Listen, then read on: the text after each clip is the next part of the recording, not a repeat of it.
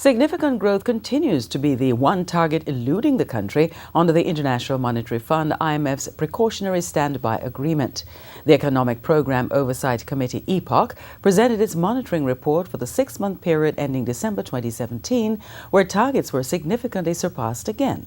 However, EPOC's co-chairman Keith Duncan believes it will take greater investment, especially in the country's human resources, to bring economic growth up to par with the other targets. EPOC's assessment of the economic figures up to December 31, 2017 shows that Jamaica has not only met but surpassed most of the targets set under the IMF standby agreement. Among the achievements for December, central government primary balance target was surpassed by over $37 billion.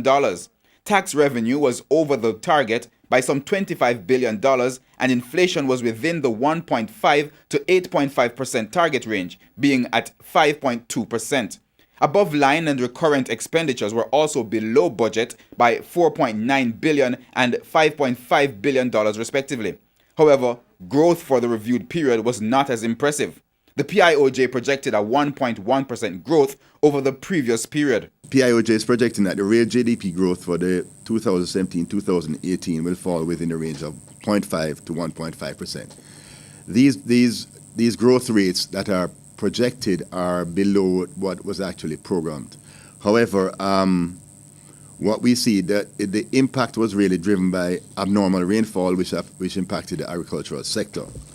The economic program is scheduled to end in December 2019. That leaves approximately 21 months under the program to get growth on track.